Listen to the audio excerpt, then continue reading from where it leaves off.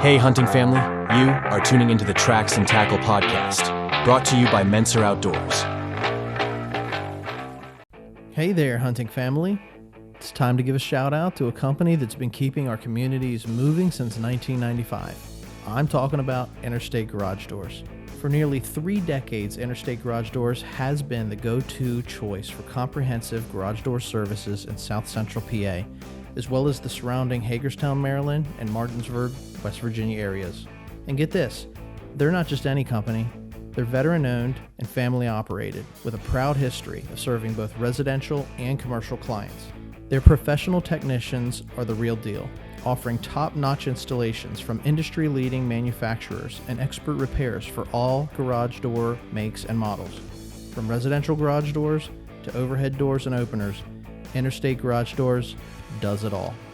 So whether you're a hardworking contractor building homes or a homeowner looking for service or just needing an upgrade, you can trust Interstate Garage Doors to get the job done right. And hey, they're not just experts in garage doors, they're also experts in giving back to the community, sponsoring podcasts like Tracks and Tackle. Are you ready to experience the Interstate difference for yourself? If so, here's a little something extra for our loyal podcast listeners. Use promo code Tracks and Tackle when you contact Interstate so they know you heard about them here. Just visit igdoors.com today to get an estimate or request service, or give them a call at 717-263-3150. Don't wait, take the first step towards a smoother, more secure garage today.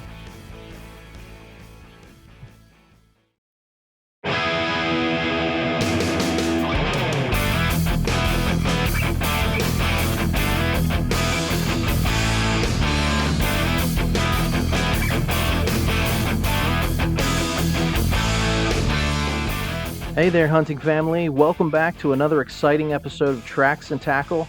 Today we got a special treat for you as we deep dive into the world of turkey calls with an incredible guest who's passionate about his craft.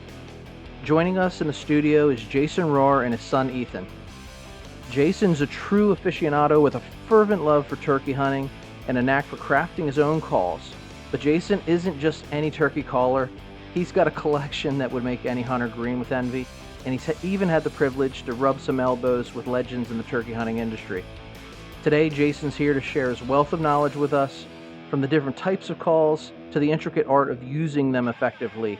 We're in for a masterclass. But it's not just about the calls themselves. Jason embodies the values of honor and respect, not just for the game he hunts, but also the community of turkey call makers who have influenced his own journey. And that's what makes today's episode so special. So it's not about the calls, it's about the person behind them and the traditions they uphold. So grab your gear, settle in. We're about to embark on a journey of calling adventures with Jason Rohrer. Stay tuned, folks. You're not going to want to miss it.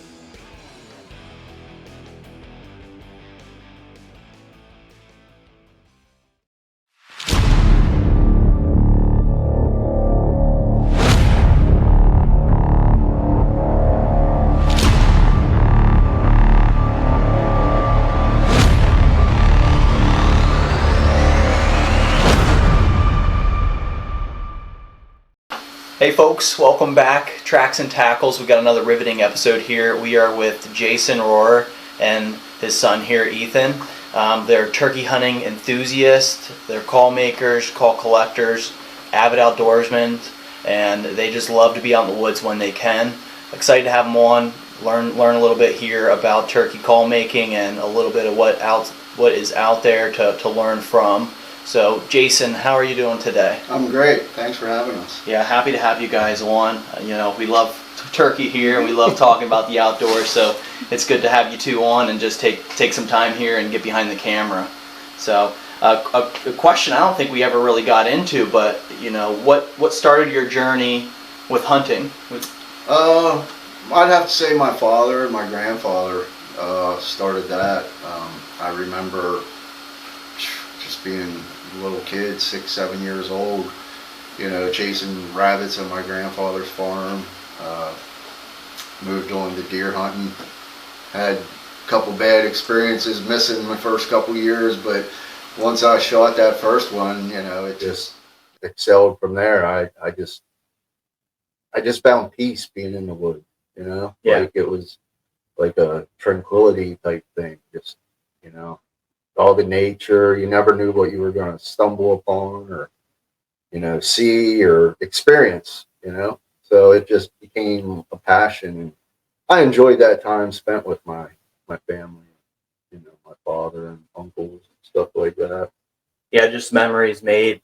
You can't replace them. But yeah, I can remember mistakes. I still make mistakes, as we all do up to this year. But Yeah. You're younger. It seems like a lot more frustrating. But there's been years where I wanted to throw the gun in the trash. But, Yeah, you're harder on yourself, I think. We're the toughest critics. But it keeps you going out when you have a little bit of success and you have fun when you're out in the woods. But Absolutely. yeah, you guys love turkey, and when I got to meet you guys ultimately, it was probably about a year and a half ago, and I was talking to Ethan here, and turkey. Once the turkey calls work, you give out a couple yelps, and then you hear a big response. Well, I learned Ethan here likes the turkey hunt. Oh yeah. And so we started to have some small talk, and then the big gobbler came in, and then me and you started talking, and yeah, I remember that day he come home and was like, "Dad, the guy at my physical therapy, he wants to talk to you about turkeys."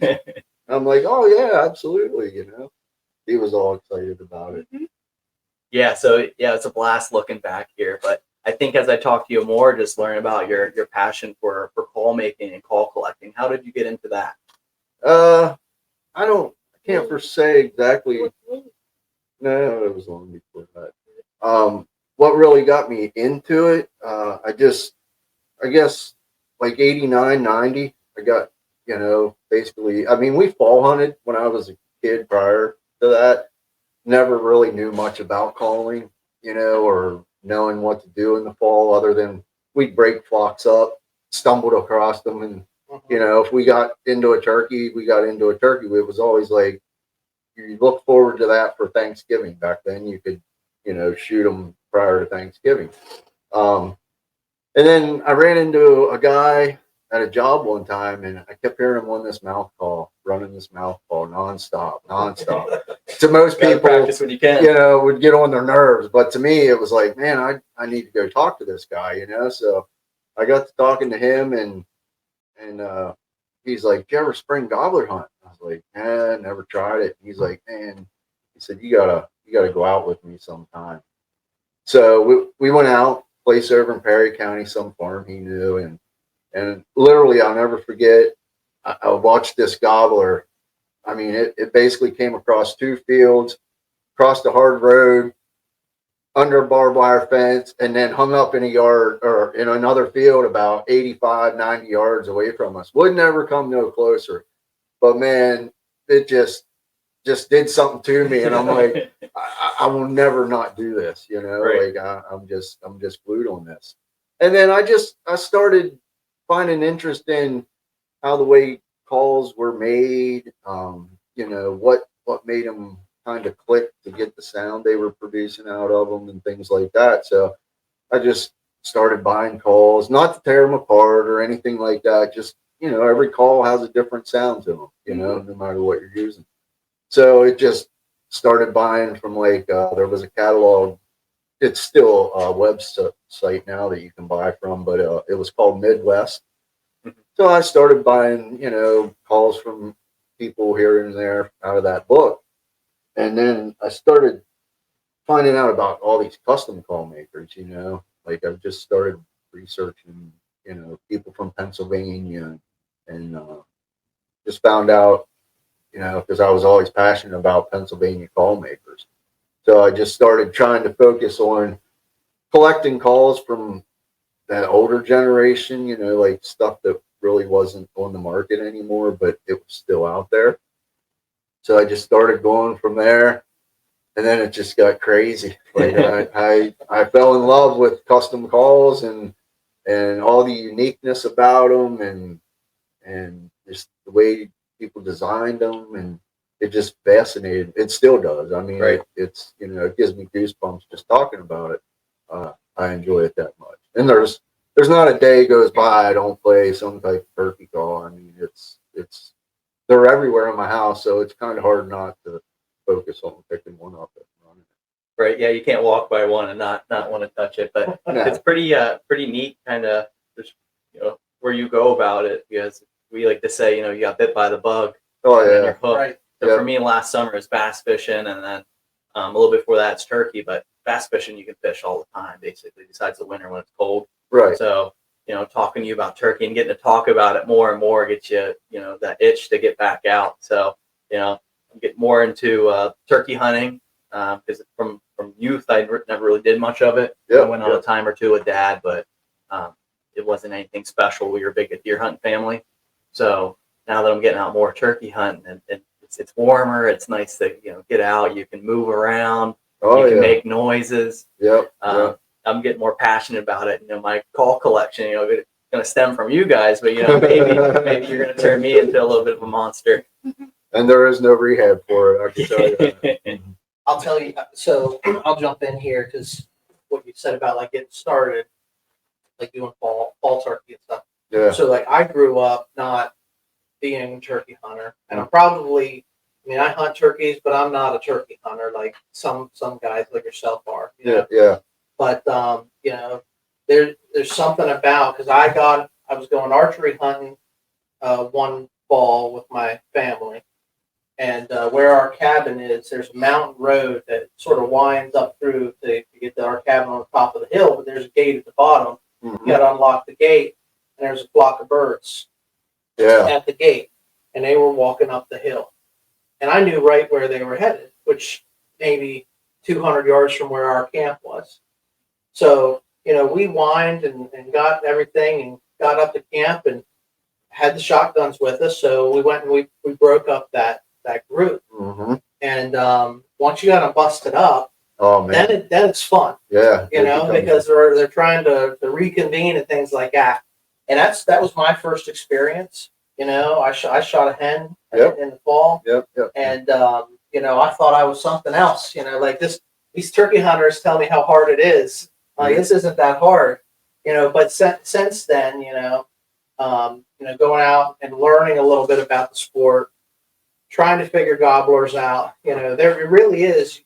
You study your prey. Oh yeah. And you got to convince them that you're the best looking hen in the woods that they haven't met yet. Right. In the springtime, but it's interesting how you get one exciting moment, and you do get bit by the bug. Oh, absolutely. Yep. And we all get started some way, but I didn't have somebody, I'm sure, Ethan, you had your dad take you out and show you some of this stuff. I really didn't have that. I just got lucky one day, fell into a flock of birds and got them busted up. And then, a bunch of us had a lot of fun trying to get them rounded up. I was kind of the same way. I'll never forget the first spring gobbler I ever shot on my own. I was new to it myself, I had a bird that was above me. I was actually down on another logging road, and he was strutting back and forth on this road above me. Well, had I known, I would have never called to that turkey. I would have circled up around that bird. Got on the same level as him. No, I sit down below him and I'm calling and calling and calling. This bird's gobbling. I watched him for probably a half hour, 45 minutes, just out of shotgun range. Yep. And I'm like, man, what am I doing wrong? Like, what do I got to do to kill this turkey? So I just shut up. I didn't say nothing. And it was like a half an hour. Now, he was still up there, not gobbling as much as he was. And fortunately, he come down the hill. I seen him coming, and I was ready, and I shot. And I remember jumping up. I was so happy I got my first turkey all on my own. I go out running through the woods, heading back towards my parents' house. And I get out there's like 3 logging roads that come together. And they all meet out on this one point. And I'm like, oh no, I left my turkey calls lay at the tree. Well, instead of like hiding my turkey under some leaves or a log or, nope, I carried that thing the whole way back through the woods and grabbed my calls and back out. Then I went. How we forgot to cover for your one gun when we were. That scope cover. Yeah. Mm-hmm. Did you ever find it? Yep, I got it. Yeah. Remember, it fell off. That was on your gun, wasn't it? Yeah. Yeah. That happens sometimes. You get excited out in the forest, and you have a little bit of excitement, and our brains turn to mush. Oh yeah. We've all been there. I think it's pretty neat that you learn the art of patience, which it takes the avid hunter a while to learn that lesson, and even the experienced hunter to learn that lesson. But it even means more because you have quite the arsenal of calls and the amount that you have collected. So, and I do have an arsenal, and I try to change them up. Like, I don't always carry the same calls. Now, there is a couple of specific calls that I do carry with me usually. But like, I like, if I'm buying them, I like to hunt with them at least once and try to get some, now I'll never be able to do that with the amount of calls I have, but I enjoy, and the call makers, like, you get that conversation with them, even me, just a small time little tinkering around with calls. I remember last summer, a guy from down south sent me a picture with one of my wing bones laying on his gobbler, and it was like, man, that's cool, awesome. Like, this guy used my call and killed that bird with that. And there's been other guys since then, but you just get that feel good about your what like you've done, you contributed to that. Yeah, it's pretty special. And like I said, the call makers, I think, enjoy that too. Like for instance, Mike. Like, usually when I'm hunting with Ethan, I try to use Mike's calls just because, Mike and I are so close. Right. But to me, it's extra special if I can send pictures with Ethan and his turkey using, what we call him Uncle Mike as his calls. And Mike throws him on his webpage. Yeah, it's just awesome to support each other and promote each other. The call making world. Yeah.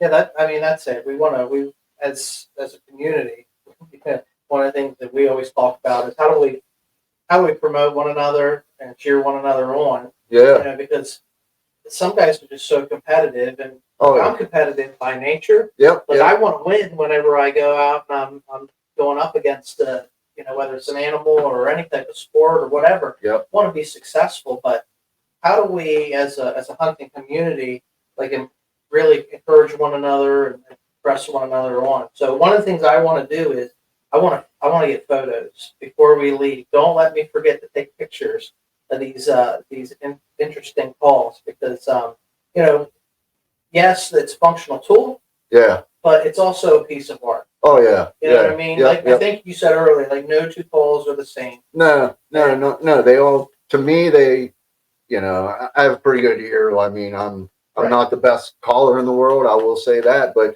I know what turkey I like. I know what turkey is, you know what I mean?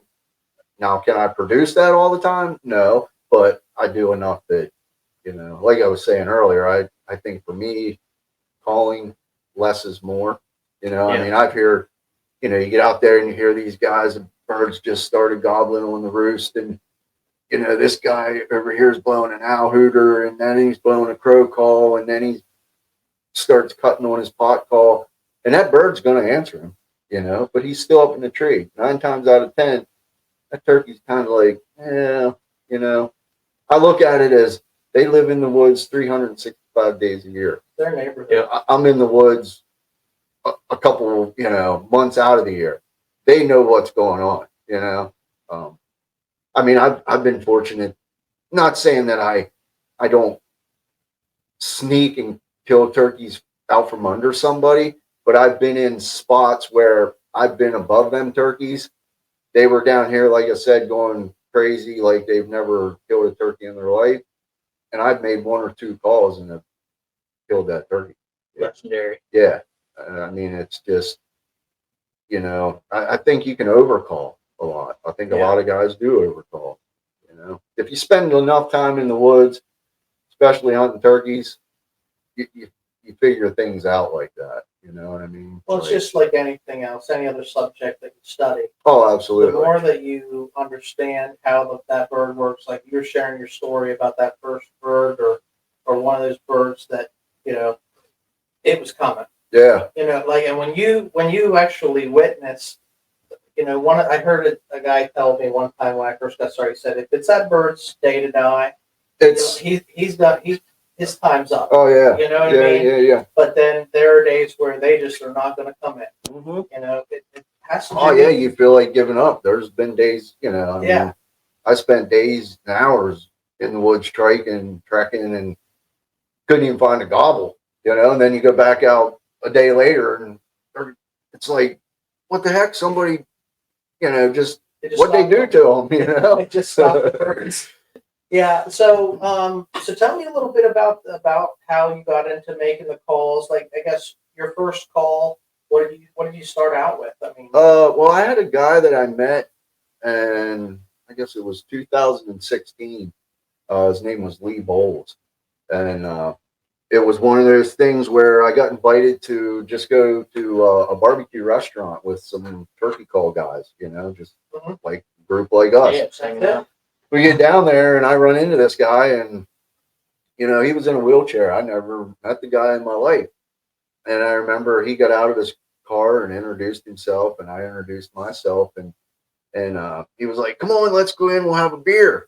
I was like, "Well," I said, "I would, but I don't drink, I said, "But I'll go in with you," and I kind of was helping him along in the chair, holding the door, whatever, and we just started talking, like there at the restaurant, had lunch, whatever. Well, he had said about he made turkey calls, and I'm like, "Oh, what do you make?" And he's like, "Oh, I make wing bones," and they call them Jordan style calls, for a guy named Charles Jordan, who basically, I think it was McKinley's book.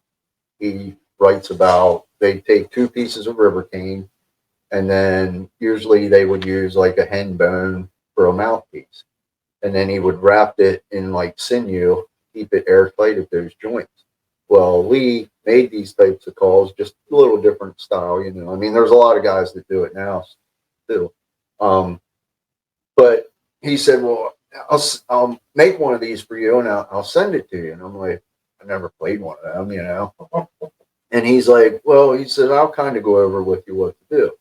So we just started talking, after we had left the barbecue over the phone and things. And man, it turned into a friendship that, I was never expecting, Yeah. I mean, he had some health issues, not stemming from just being in the wheelchair, but there was a time, I guess that December,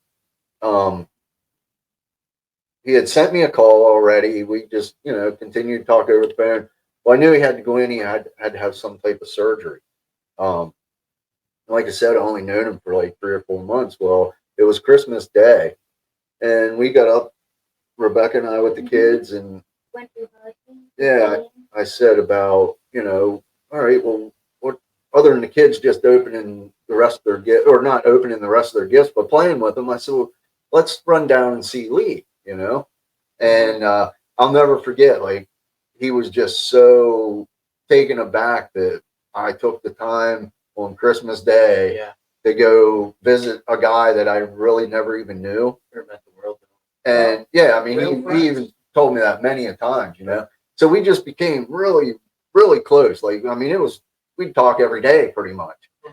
And then one day he said, "Hey," he goes, "I'm going to teach you how to make wing bones and cane calls." And I was like, "No, like, I don't want to do that, dude. I just want to buy them, And he's like, "No," he goes, "Man, you can trade them, like other call makers will trade you and things like that." So it kind of piqued an interest in me, And so he come down one day, and we set out in my driveway and in my garage, and he just basically showed me the basics from skinning them out to boiling them off, scraping all the gunk out of them. Yeah.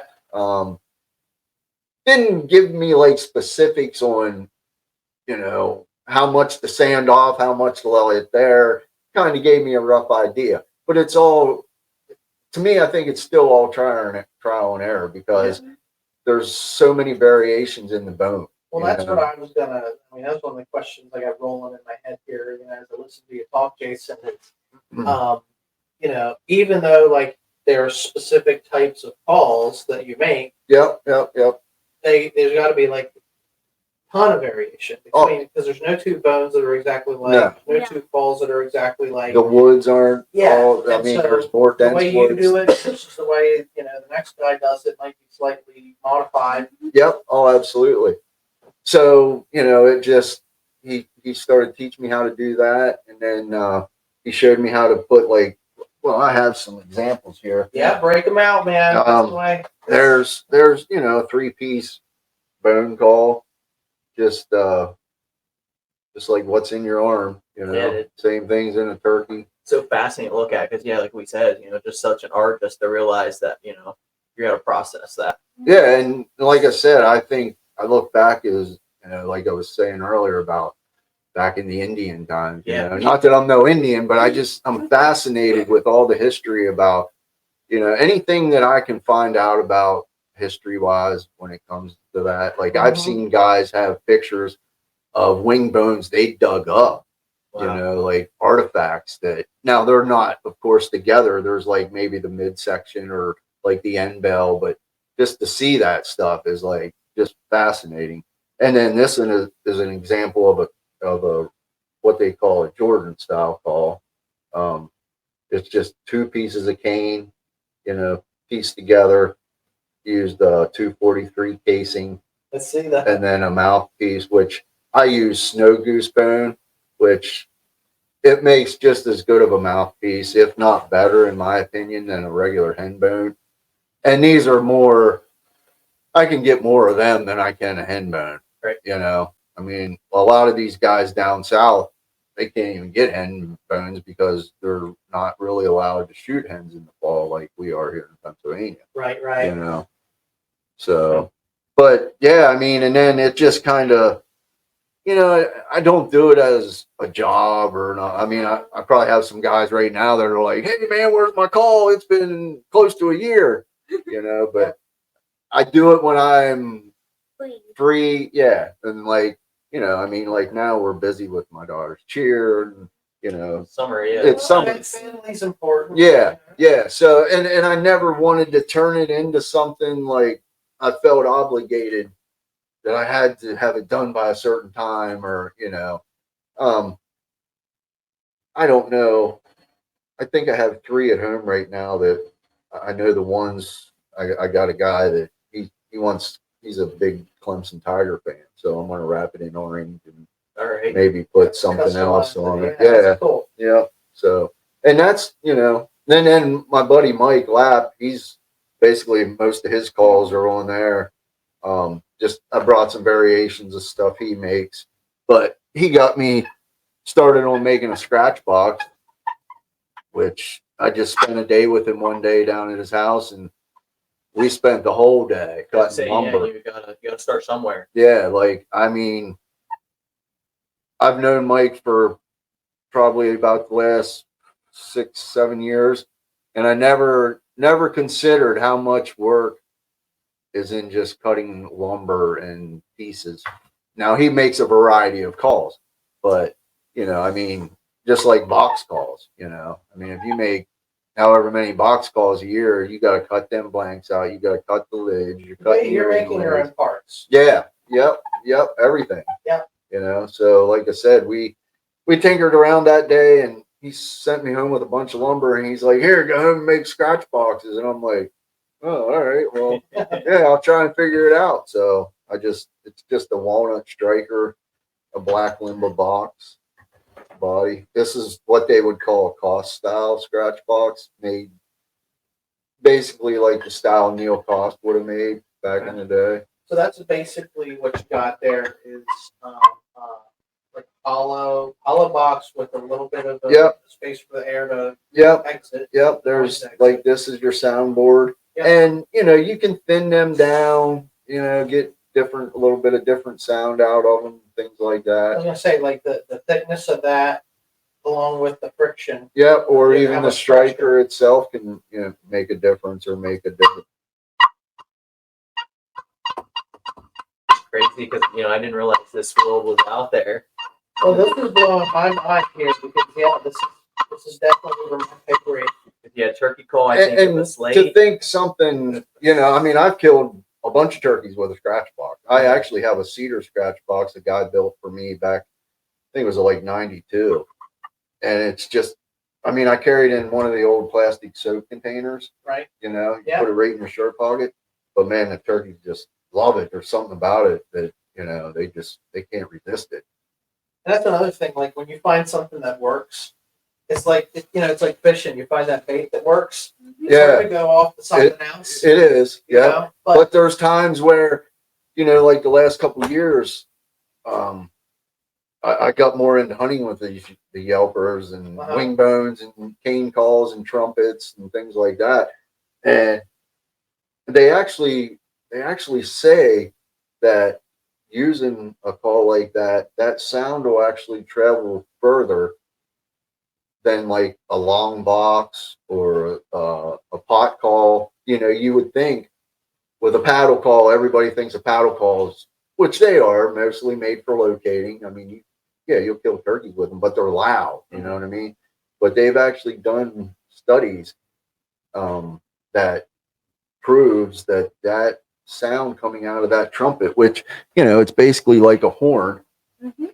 So it's as it's exiting that barrel, I guess it's sending it further sound waves wise, than what you would think on a regular pod or a box call would sound. But I've noticed turkeys respond to these like, well, I wouldn't say instantly, but there's something about them. Take a liking to it. Yeah. I wish I would have started hunting with these years ago.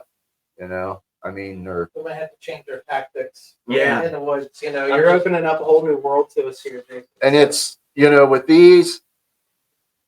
I mean, like I said, it was like 2016. Now I've ran wing bones, but as far as a trumpet or sounding half decent on them, I never thought I'd ever figure it out. But I stayed with it, and I'm still no professional. Yeah. Like there's guys out there.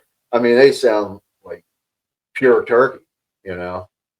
I do just enough to convince them that I am a turkey. Yeah. Every turkey, sounds, they know that every turkey knows what it's looking to hear, So just real quick, like for a guy like me that I grew up, started on like a box call, but I use a slate right now.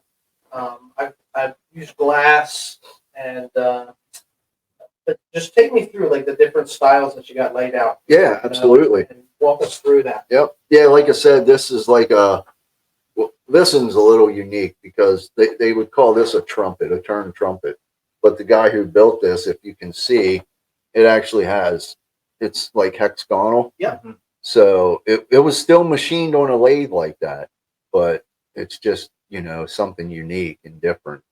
Most guys just turn a smooth barrel the whole way. Looks like a chess piece. When you're showing me that there too, I'm just thinking if I'm public land, I see a guy walking around with this thing, I'm like, where's this guy? Well, I do this like I'll drive down through Carlisle and I'm in the car, doing like that, and I know people think what the heck is that dude smoking something? Or, what's he doing? Because I do get a lot of weird looks. Right. There's the scratch box, like I said, they've been around forever.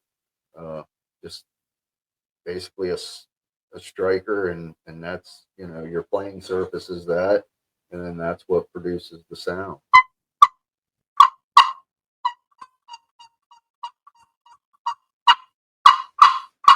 And then you can move that. Yeah, make it higher or lower. This is just another.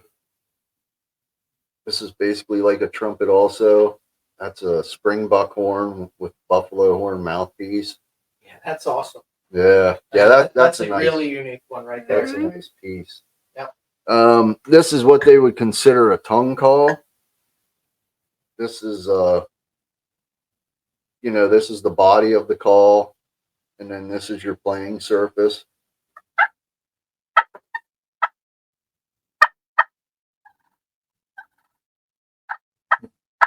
Now, are all your strikers wood, or do you use different? No, I have strikers that are actually made from plexiglass. I have strikers that are made from corn cob and have like a jake bone in them. All right.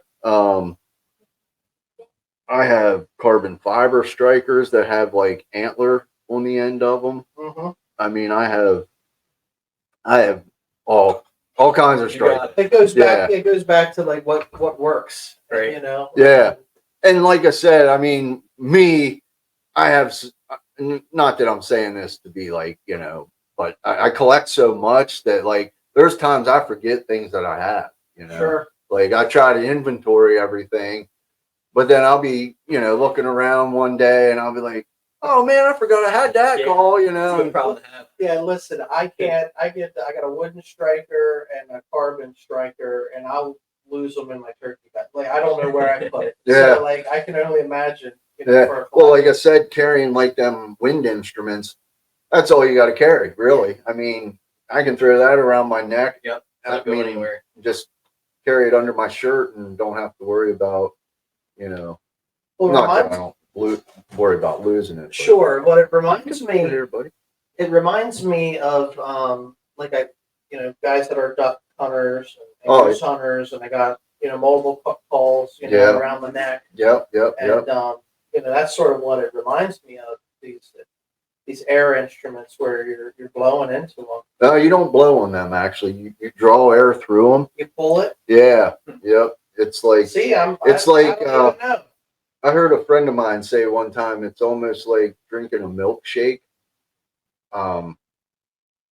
Like Yep. slurping that Yeah. milkshake through a straw, because we'll go out to eat and Ethan and my daughter, they'll sit down and the first thing they do is they grab them little sturdy straws and they'll sit there and start playing. Yeah. And honestly, you can kill a turkey with it, but I'll throw it. What do you get with the milk pot?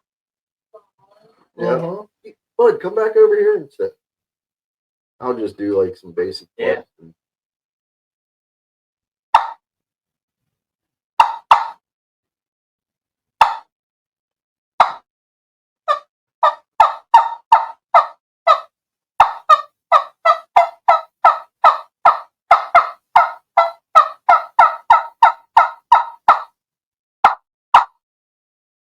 And I'm just, a lot of people think you got to really do that.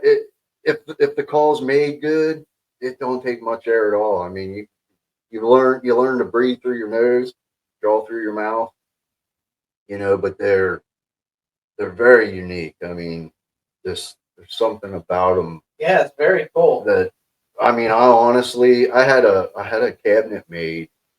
I think I showed it to you, but I had a cabinet made out of some old barnwood from a guy, and it holds 69 calls.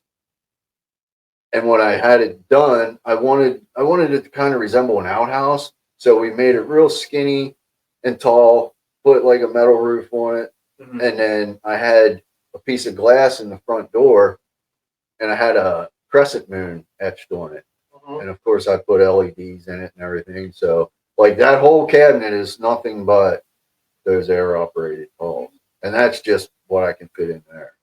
Wow. Display case. Yeah. Do you find that you have a hard time with your own personally made calls using? You have all this collection. I know you talked about, tribute to the call maker. Yeah. I'm sure.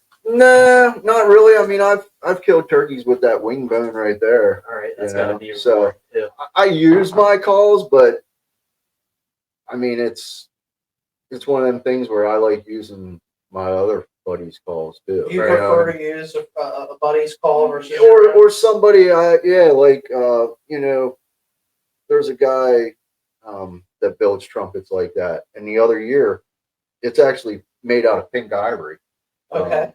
The wood is pink ivory, but it's Alright. pink. I mean, it's like a bright pink, and they call it a pink ivory.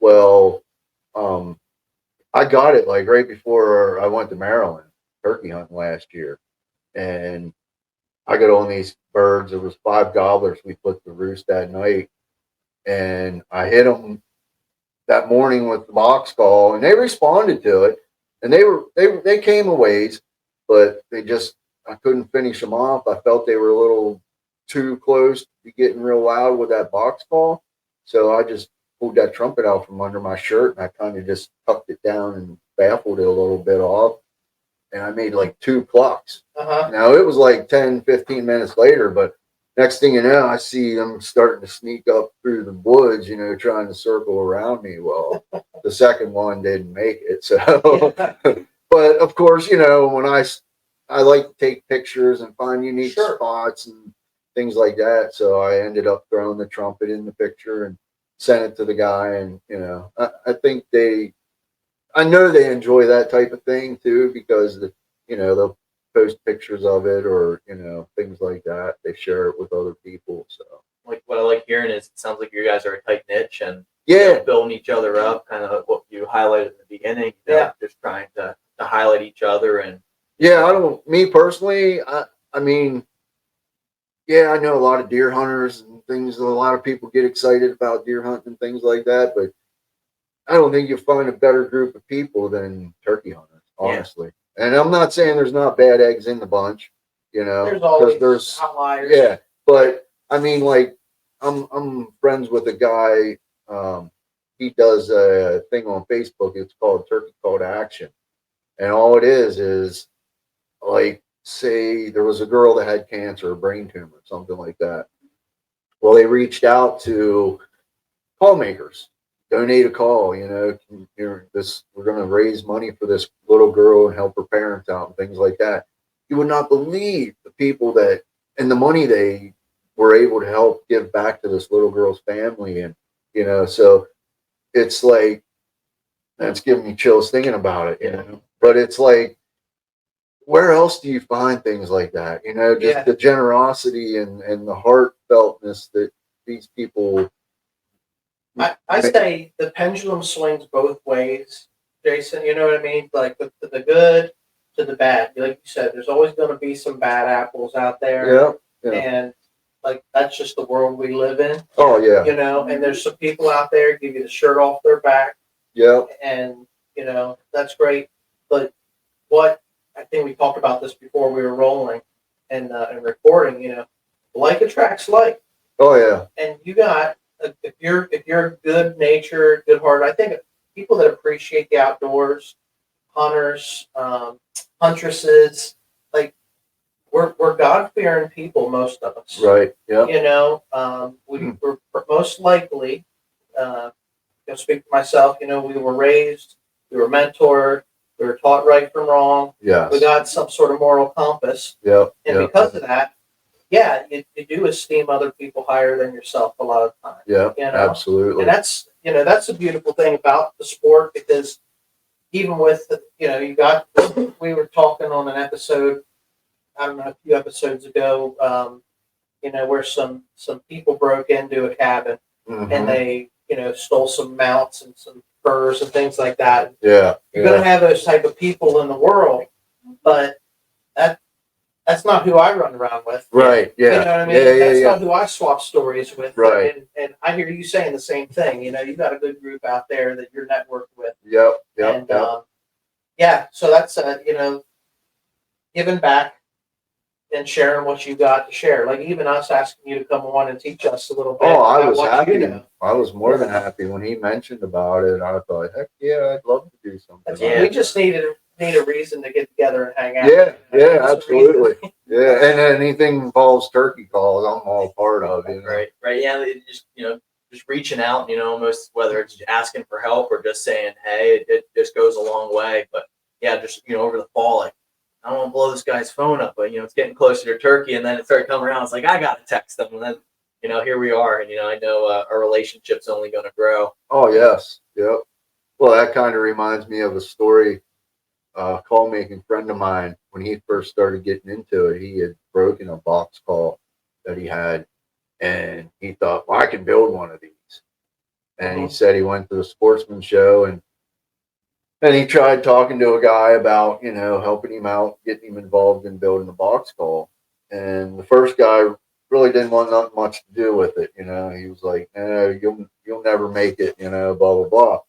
And he went to another guy and they became really good friends. Well, they had a conversation that day, and the call maker, he told him, he said, look, he said, go home, try it out. He said, if you have any questions, give me a call.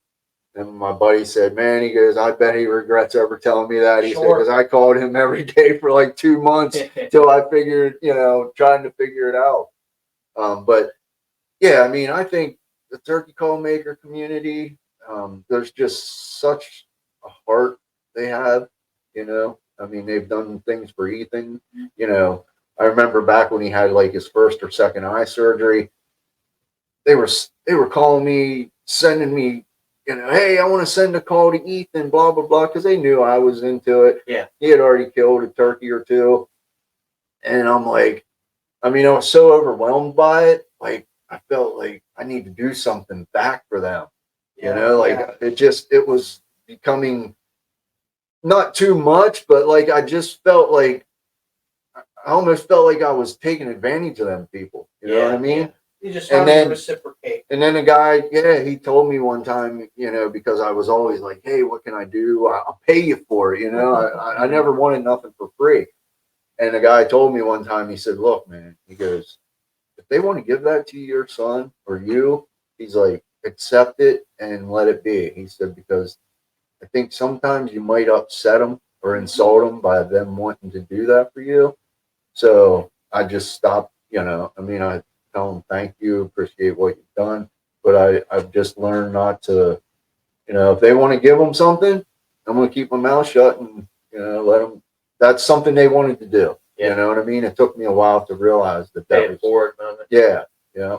Some people just like speak the language of giving gifts too. You know, like you like to give gifts. Oh yeah, he's real well at that. I mean, Yeah. even with his sister, he'll go to Speedway with me, you know, and he'll be like, Dad, we gotta get Sissy something, you know. Well, thinking of other people, you know. You But got then that heart. he complains sometimes of her because she don't pay it back at He times, wants you know. reciprocation there too. Yeah. Right.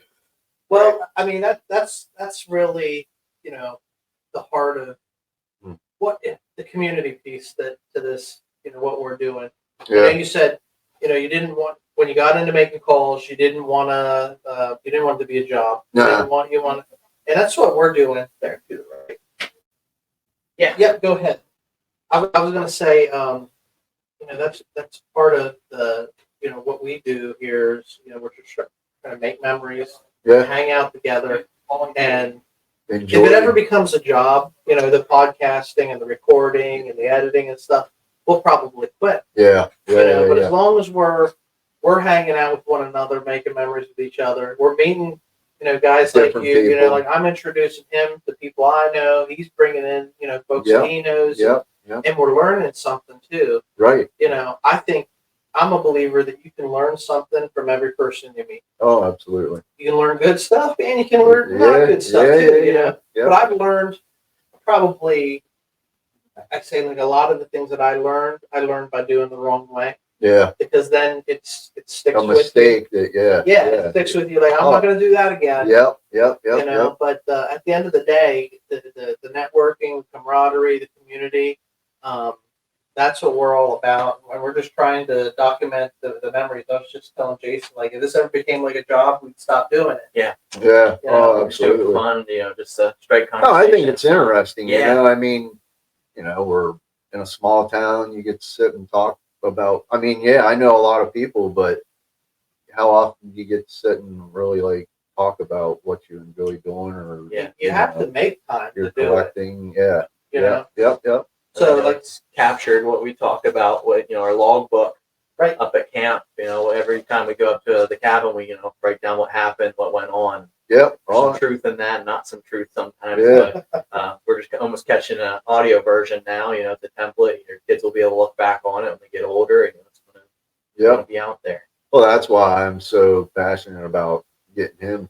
And my daughter, she's killed a turkey, but she got into the cheer, and it's, you know, not such a big thing. And it does break my heart that she doesn't want to spend as much time in the woods, but him, he's all about it. I mean, he never, Follow your Yeah. passion. yeah, he never complains about going.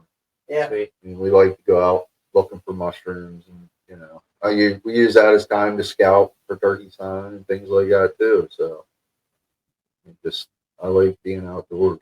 Yeah, can't beat it. So your expertise, I'm going to pick your brain here a little bit, right? Your expertise on turkeys, yeah. A lot of like where we deer hunt is mountainous, Mm-hmm. but you know, from what I understand and what I've been told is you really want to get out into a field. Now I know that's not always the case, but mountain versus field. What The I'd rather flatland. hunt, I prefer to hunt the mountain. Really? Yeah. Field birds kick my butt. Okay. Yeah. All right. Sometimes. Now, So my confidence just increased. now the Last place guy was telling me the place I have for him. Yeah. Well, for both the kids actually, but I used to hunt it years ago. Well, it got sold, and I wasn't sure I was ever going to be able to hunt it again. But when I went back to talk to the new owner, I told him, I said, look, I just want it for my kids. You know, like I swear to you, I will not hunt that property. I want to do it so my kids can still have a place to hunt. And it's been a productive spot. I mean, it's very productive. And they were like, yeah, absolutely. You know, your kids are, you know, only your kids. And I'm like, I swear to you, like I will not, you will never see me in there other than, you know, scouting prior to the season. Yeah. Yeah. So it's been fortunate for me that way. Like, so in that instance, field birds, yeah, because it's been very productive in the field. But me personally, put me in the mountains all day long. I'd rather go chase them in the hardwoods than in the field. Love to hear that. Love to hear that because we're hunting in the mountains. Oh yeah. Yeah. You know, and we see turkey all the time. Yeah. Like where we're at, the birds are there, and you know, there's nothing like, you know, I'm in the deer stand and I hear it's like a, you know, the leaves are on the ground. You know, everything's crunching. Oh yeah, crispy and cool. It's like a war path when you get 20, 30 birds coming through. Mm-hmm. When that's one thing nice about fall. If you spend a lot of time in the woods in the fall with turkeys, you hear so much different vocalization from the hens and jakes. You know what I mean? Like I think they're more, yeah, the goblin's cool in the springtime and the hen talk, but you get into a flock of fall birds and get them calling back to you. I mean, it don't get no better than that. Yeah. You know, me personally.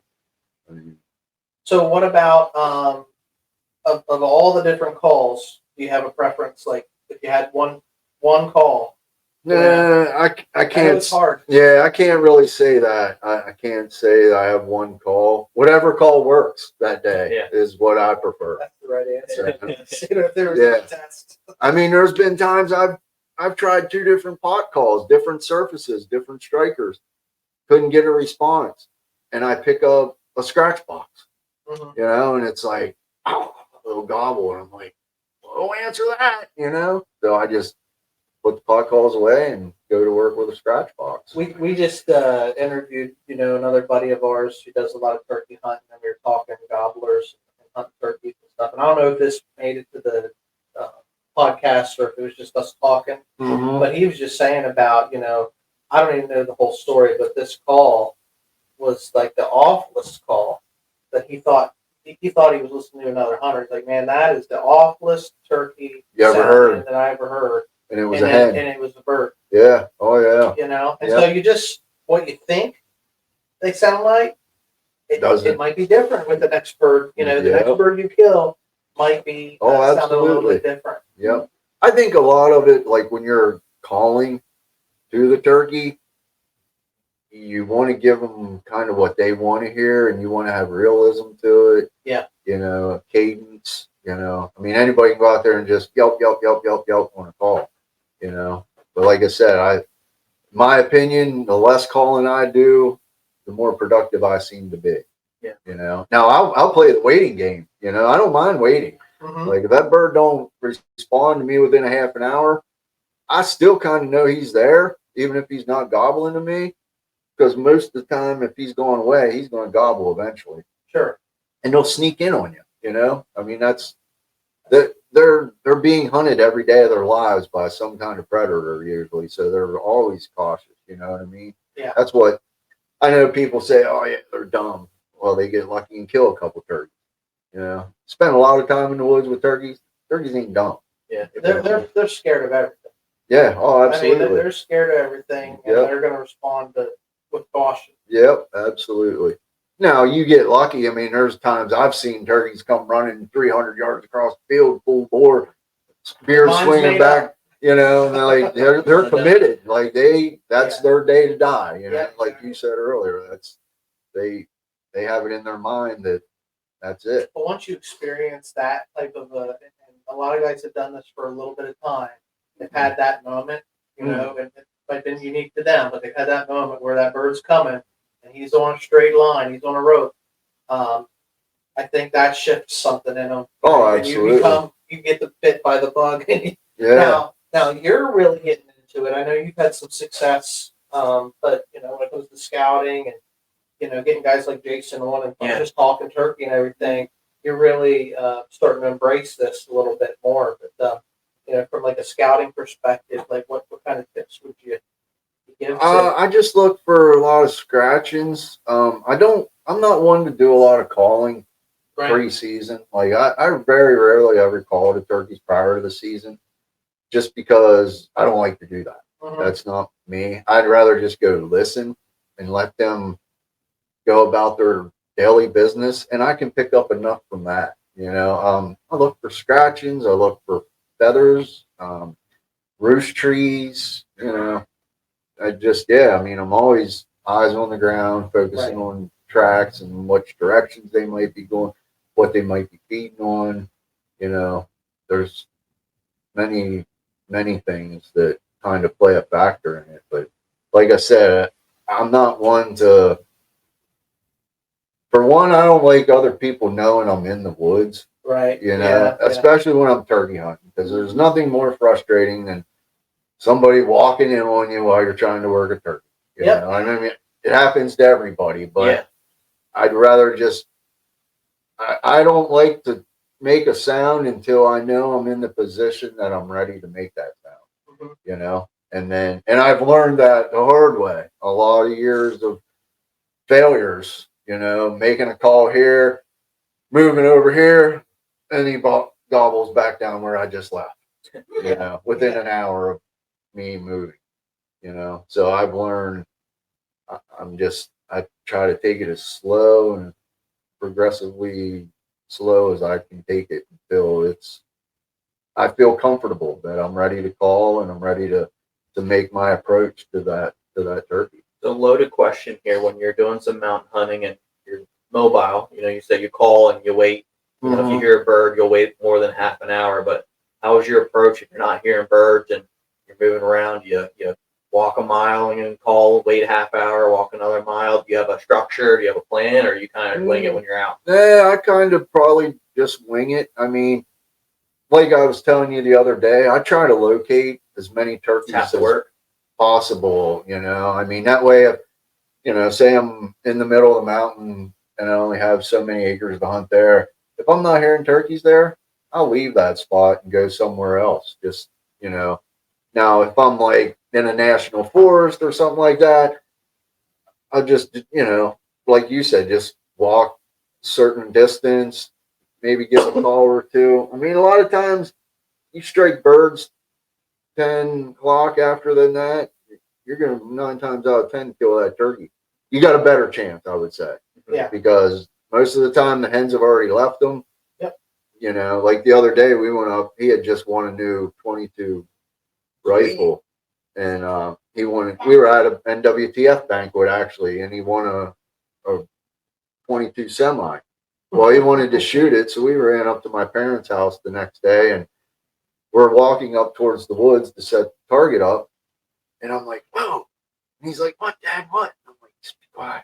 And the neighbor has a turkey as a pet, Sure. Okay. And I'm like, man, I know I'm not hearing that turkey. I know I wasn't. Well, I don't know, 10 or 15 minutes go by. I'm like trying to be as quiet as I am, putting the target on. And I tell him, I'm like, all right, you're ready, let one fly so we can get this sighted in. Well, no sooner he shoots, bam, I could hear him take off up in the middle of the mountain. It's like 10:30 in the morning. I looked at my stepdad. I'm like, Dad, that turkey's lucky. Turkey season ain't in. That's it. He probably died today. Yeah. Yeah, there's just something about that. No, I'm not saying it's easy all the time like that, but 9 times out of 10, you run into a turkey. I mean, I've been places where I've walked out through the top of the mountain and have called and didn't get a response. And I come back through an hour or so later and bam, I strike one then. It's like, okay, well, was that turkey just playing head games with me, or was like, Yeah, how much down? of it's right place, right time, and you know what I I mean? think a lot of it is, Yeah. you know, and their mood, you know. Yeah. I mean, it took me a long time. Like, I've called the turkeys on the roost. I hear people say, "Well, I called to them on the roost. I want to be the first turkey they hear in the woods." Well, I've done that 9 times out of 10. Them turkeys have gone the other way, you know. So I'm one. I don't really call to them on the roost. I guess in certain situations I would if I know there's no other hens around. But if I got a bunch of hens around, I kind of let them all do their thing, and I want to know which way they're going, or you know, or I already know that because of just being in the woods and patterning them. Um, yeah, I like using the decoys for him. If you know, Oh yeah. me personally, I don't like decoys. I've had them spooked too many times, especially Okay. in the woods. I mean, I've literally, I can count on my hand the times that I've had it not work compared to working. You know what I mean? I've had better luck without them in the mountain than I have with them.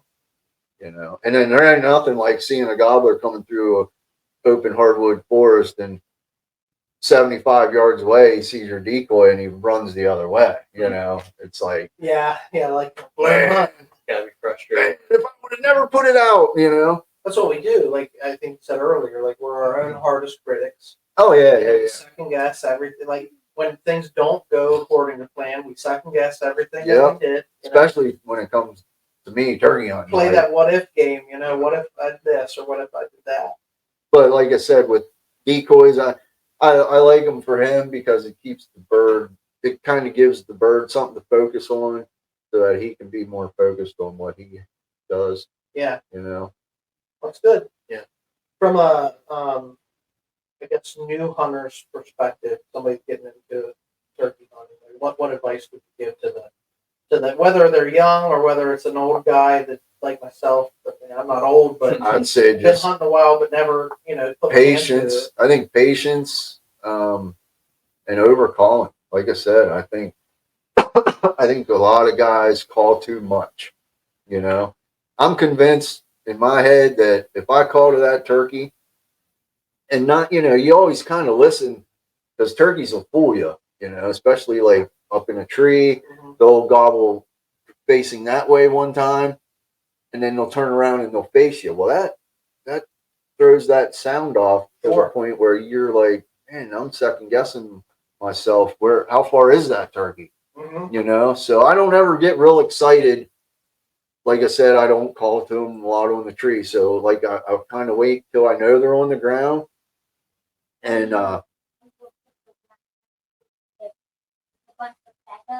yeah, I have a wing feather, and I'll beat it off my arm to make it sound like it. A little ruffling, yeah. It makes the turkey think that a hen's flying out of the tree. Sure. And believe it or not, well, actually, when I had my daughter out her first time, that's all I used.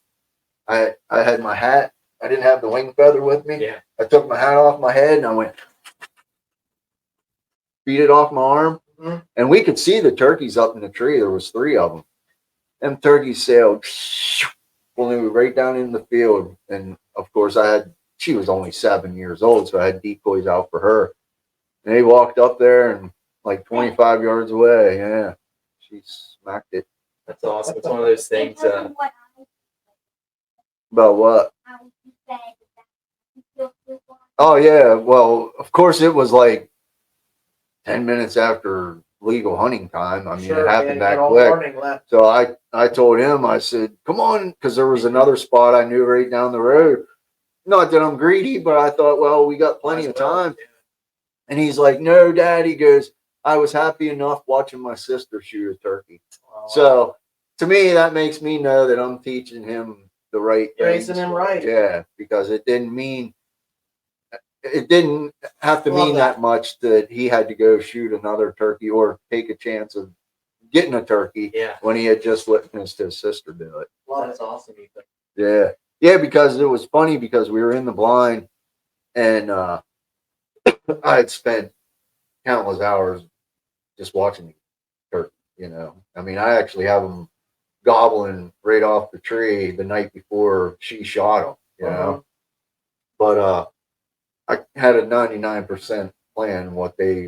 No, it don't always work that way. But after watching them for so long, when you beat the hat, yeah, and they fly right down into the field. yeah, I mean, that's like just like you drew it up. oh, absolutely, Yeah. yeah. So, of course, I don't even remember where I was going with that, but Share memories. Yeah. Yeah, you can't beat them. But as I was about to say, is there's a lot of these you'll see on video, or you hear someone say, hey, this happened. But when you're in the woods long enough, you see it and you experience it yourself.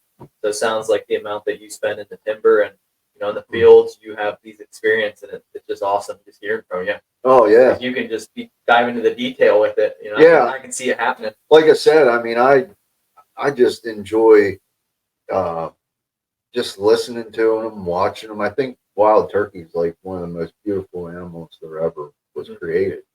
Just the iridescence in their feathers and just everything about them. I mean, I'm fascinated with everything about wild turkey. I mean, my house is littered with turkey everything. I was telling him about if they made turkey feather toilet paper, I would own it. That's a quote. I was telling Ron here about the one you got mounted and how it's hanging on the limb. That's Ethan's. Sweet, your bird, huh? Yeah, that's his. Yeah, yeah. It's funny because when he shot that turkey, I knew right away I wanted to get it mounted for him because the first one we could have mounted it. Yeah, but this one here had some really nice spurs on it. So the taxidermist was actually about 6 miles down the road from where we were hunting at. So I said to him, I said, come on. I said, Daddy will get this mounted for you. So we ran down there and, we showed him some mounts and stuff. And I said, well, how do you want it mounted? And he said, I want it done gobbling on a log, Dad. And I'm like, all right. So I basically put half down on a down payment. And the guy called me up less than a year later or whatever. He said, hey, you got your turkey done? I'm like, cool. We go over, pick it up, just fell in love with it. I thought it was an excellent mount. And I get it home because my plan was I was going to put it above his bed. Like, so when you woke up in the morning, the turkey was roosted right above his head. Well, when I got home, I realized, well, that's a little bigger than I anticipated. That's not going to work in his room anywhere. Like, the way everything was, no matter even if we rearranged, he was going to walk into it or we were or something. So it ended up, I had to move some stuff in the living room, and that's where it ended up. Well, of course, Rebecca wasn't the happiest about it, but I wasn't taking no brand new turkey mount and setting it anywhere else. Yeah. So.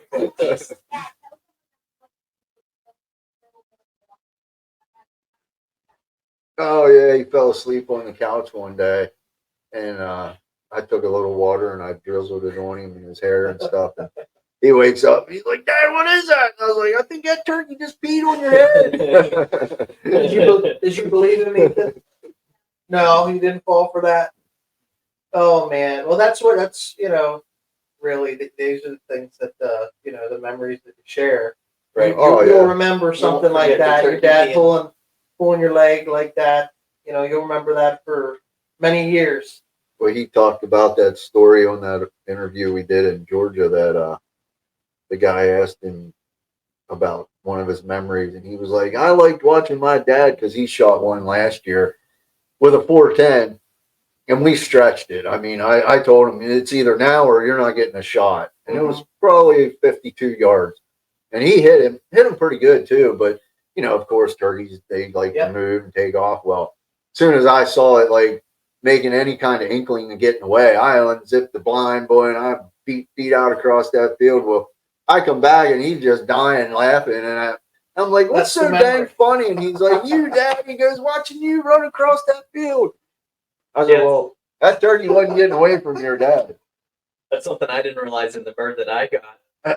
Deer, you shoot, hey, wait, give them longer than you need to. You don't want to push them. But turkey, I shot like I'm excited, it's flopping around. My buddies were like, get it.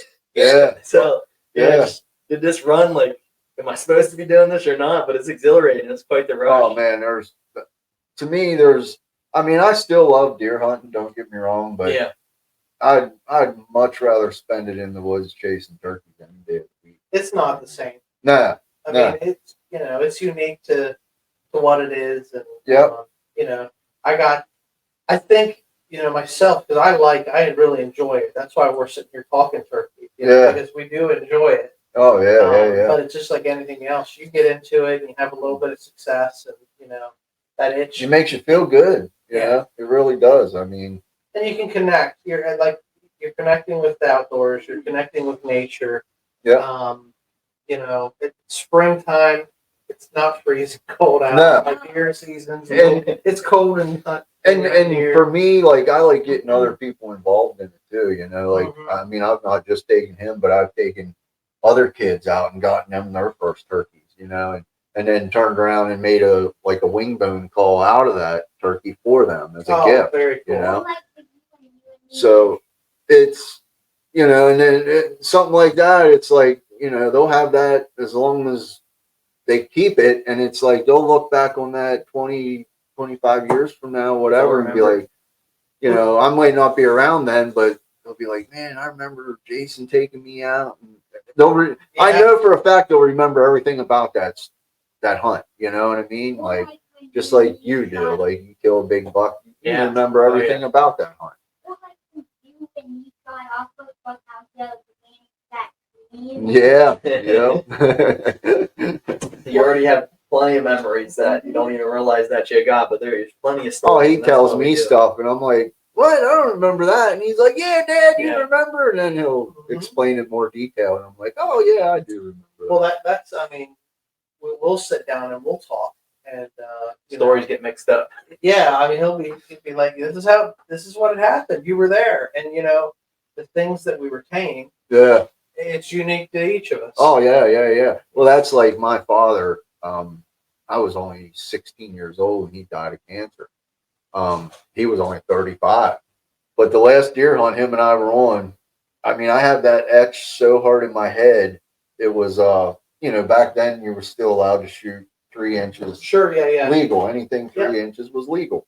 Well, he had cancer prior to that, lost his left eye. So he had to relearn how to shoot a gun, relearn how to drive, all that, stuff. Mm-hmm. And I remember we were sitting in my uncle's blind, still aren't allowed to do them, but we always piled the sticks up around and made like a little hunt blind off the ground.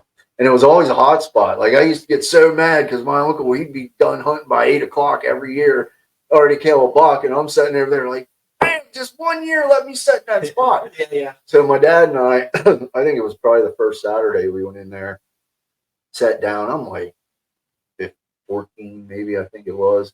And I'm watching these deer come up from the bottom, and he had an old open sight 30-06 pump, Mm-hmm. And I'm watching these deer with his binoculars, and I'm like, Dad, that third one, it's got horns. And he's like, no, it don't. And I said, Dad, I'm telling you, and they're coming closer and closer. Next thing you know, I'm like, shoot, Dad, shoot. Well, he shoots it. It goes down, it's got its head down, buried in the leaves. So we get down there, he can't see no horns.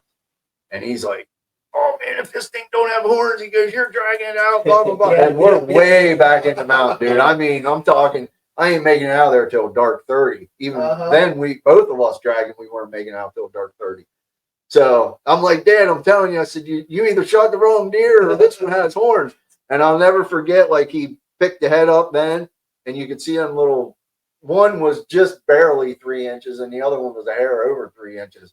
And just, I remember him turning around and just the expression on his face and how happy he was. Yeah. He picks me up, and he's shaking me around, and I'm like, I told you, Dad, like, before he passed away, I had made a, plaque for it and everything in shop class, and I put the velvet over the horns and everything, and I had a plaque made. Yeah, yep, I still have it. Yeah. I had a brass plaque made that said it did have horns, Dad, love Jason or whatever. That.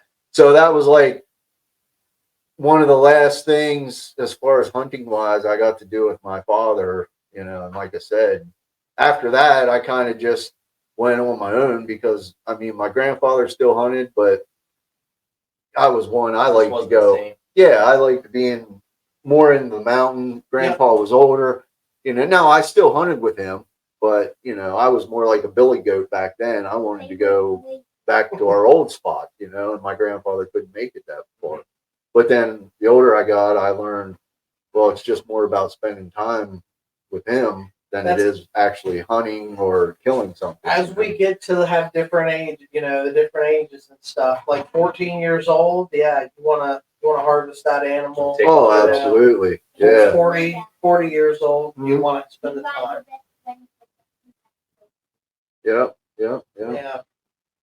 Well, listen, I mean, we really, appreciate you taking some time. We can do this. We can do this probably for hours. Oh, sure. Tell stories. Yeah. It's like, swapping war stories, but I really want to thank you for taking the time to come out, hang out, show us some of this beautiful calls that you have made, and really educate me. I just wanted to bring a variety and kind of show you.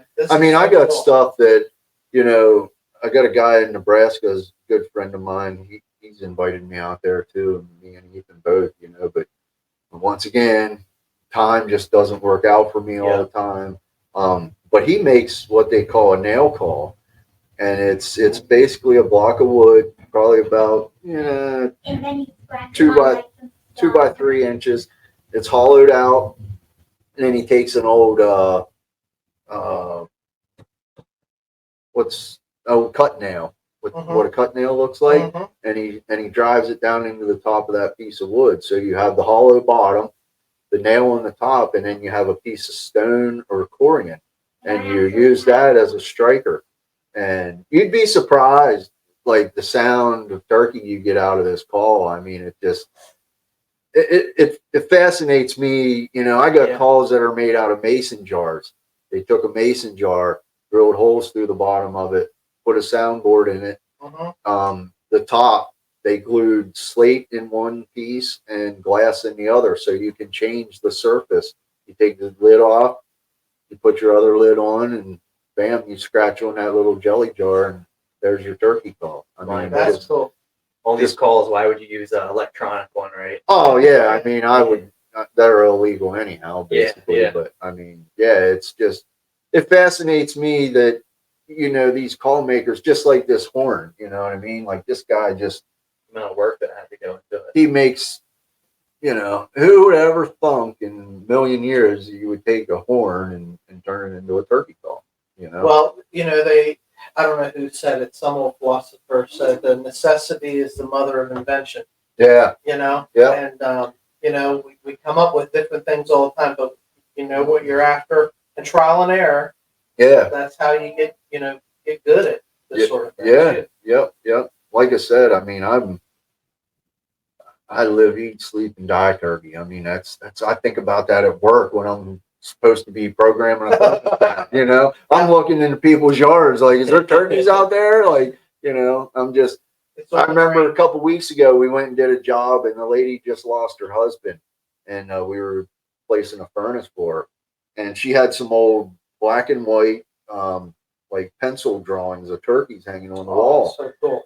And I wanted so bad to ask her, like, hey, would you ever be interested in selling them? That's something I'd be interested in, but I didn't want to because I knew they probably meant something to her through her husband. Timing. So I'd asked her about taking pictures of them. She was like, kind of looked at me weird, and she was like, little does she know. Yeah, like, go ahead and take pictures. And I told her that, I'm like, I don't mean to like be like that. I said, but I'm made up with turkey. Like that's all I think about is turkey. Well, you put a high value on it. Oh yeah. She maybe doesn't have the same perspective or whatever. Right. You know what I mean? Yep. But these are the things like hunting and the outdoors, and getting the next generation involved, and that sort of like passing on what we know to somebody else. Yeah. That's really what matters. And like, I put high value on say we go yard sailing or flea marketers, I'm always looking for calls. Always. I mean, there's usually not a time I've gone to the flea market and I haven't found something, like last summer I was down there and there was a company out of Newville. It was called Punks. Okay. They make it's just like a little wooden block with a little piece of slate, and the striker itself kind of set in a plastic thing, and you just kind of pull it back, and it makes turkey sound. But I just rooting through these boxes, I found one in the original box with the original paper. It was like brand new, and I got it pretty dirt cheap, you know, which I already have a couple of them. I just didn't have all the box, and because like as collectors, they look for things like that. Oh, yeah. You know, Packaging, packaging, box. I mean, you know, I know a guy that has some calls that, I mean, they're really valuable. You know, like I was mentioning earlier about Charles Jordan. He was the innovator of them, the Jordan style call that I was talking about. This here with the river cane and stuff. So imagine getting to hold the first one of them that was ever made. You know, I got to play it. Like when we were in Georgia, the guy, I mean, he's literally has his house built around his call collection. I mean, it's all like a humidor, humidity controlled, securities, lights. I mean, it's, you would think, you know, like He really got the itch. yeah, like and and there's a lot of guys like that. I mean, there's people don't realize there's people out there, man, they got hundreds of thousands of dollars worth of turkey calls. Yep. You know, just sitting on gold mines in a way, you know what I mean? Like things you'll never be able to get again because either the call maker died or they're not producing them anymore, you know. And some of these old things, I mean, even like some of these production calls, I don't know if you had watched, they just Mossy Oak put out a new thing about these two older gentlemen. Basically, they're like probably the two oldest living turkey hunters that have been around since when turkeys really weren't around. You know what I mean? Like, yeah, you have to watch it. I mean, it's really a touching, you know, history lesson. Well, that's like it's being a student. You know, being a student of the bird, being a student of the sport. You know, knowing the history of it, like that stuff, sort of stuff interests us. Oh yeah, yeah. And then the value, like you were talking about, the value of not just, you know, the calls, but I mean, hunting gear and guns. Oh, and, absolutely. like, everything has a value on it. Yep. And I think like that widow you were talking about, like she might not have placed the same value on something that a guy like you or me would. Yeah, absolutely. You know what I mean? Some people are just, they have no idea what us sportsmen invest. Oh, what? Yeah, and yeah, we yeah. Look at it like we invest in this stuff. Yeah, and I'm sure there's people that say I'm crazy for the money I have spent on turkey calls. But hey, I'm not doing drinking. I don't do drugs. You know what I mean? Like I could be spending it on a lot worse things. You know, like correct. I mean, I still pay my bills. You know, I'm not living out of a garbage can. So, I mean, it's just I'm fascinated by it. I'm fascinated, and it's like I've met call makers like Marlon Watkins. You know, I've gone to his house. Ethan and I've gone to his house out in Ohio. He invited us out. We jumped in the truck. Me and Ethan and Mike took a 4-hour road trip out there. Went through his, like, he guides people sometimes in the fall and things. So he has like a shop, and then above it he has like a little cabin, you would consider it, you know, on top of his garage. I mean, you walk up there, there's vintage calls, vintage pictures, awards of things he's won, you know, and then you get downstairs and you just sit and you interact with the call maker. You know, it's like I enjoy that. Like this guy here, this Ralph Permar, he's from Pennsylvania too. I have plans, me and Ethan, this summer, we're going to go down and spend a day with him. Just, you know, ride down. He's down past Kutztown. Okay. You know, probably about an hour and a half or 45 minutes from us. But I talked to him down in Georgia, and I said, hey, you know, would you mind if I come down and just hung out and visited, picked their brain? I enjoy that, you know, like anything history wise. I'm always reading about it. I'm actually, through all this, I've met some of the probably best collectors in the country, you know, as far as literature, like friendships too. Yeah, I mean, I know guys that have some books and paperworks that you'll never see them ever again. You know, like it's like it just fascinates me. Even though they have that stuff, to know that that part of history is still being, It exists. yeah, like being held on to, and people still have that passion for what our ancestors did to help keep the population going, and making it grow. You know. Yeah, so I would say like what's really important to us is passing that information along, right? Yeah. So like whatever it is that I got in my skill set, I want to, I'll share it with Brady or share it with Ethan or share it with the next guy, Yep. And you're doing that for us here today. Yeah. Well, You're bringing your the wealth of knowledge that you've accrued over your years, Yeah. and you're not just for us, but for our listeners and our audience. And so, I really, really appreciate you making the time to come out. I'm glad you guys connected. Yeah, me too. It's funny because whenever Ethan was telling me about it, I knew in my heart, like I knew I could just feel a passion. Oh yeah, for it from him. So that's why I wanted to do something special with him. And Mike's a real good friend of mine. He's very well-known call maker. I mean, he probably has more awards in Grand Nationals than any other call maker there, as far as the hunting class calls. Right. Because as you can see, he makes such a variety, and he's one of those guys that until he finds the turkey that he wants out of that call, he's not going to be happy with it. Yeah. Perfection. I mean, he is passionate about what we do. Yeah. Yeah. Yeah, but yeah, I couldn't be more thankful, to bump into you and get to know you. And, when you were saying about when they were donating calls to you to, give towards Ethan, how you felt like, why are you doing this to me? I want to get back. Like that picture, my face is red. Like, yeah, I know. I was like caught off guard a little bit. It was awesome. No, that made my day. Yeah, and it made day. Ethan happy, even Mike, I mean, yeah. I mean, I know I'm really close with Mike, and we talk about you as far as, because I told him the other day, I said, yeah, Brady asked about maybe doing a podcast, and he's like, oh, that'd be really cool, but it's just getting into the collecting and the turkey hunting, beaver part of it. Sure, like it's just opened so many doors. I've met so many great people. I mean, yeah, that's some the of the important stuff. Some of the best artists, like Melissa Ball, she does feather paintings. She lives up towards Waynesboro.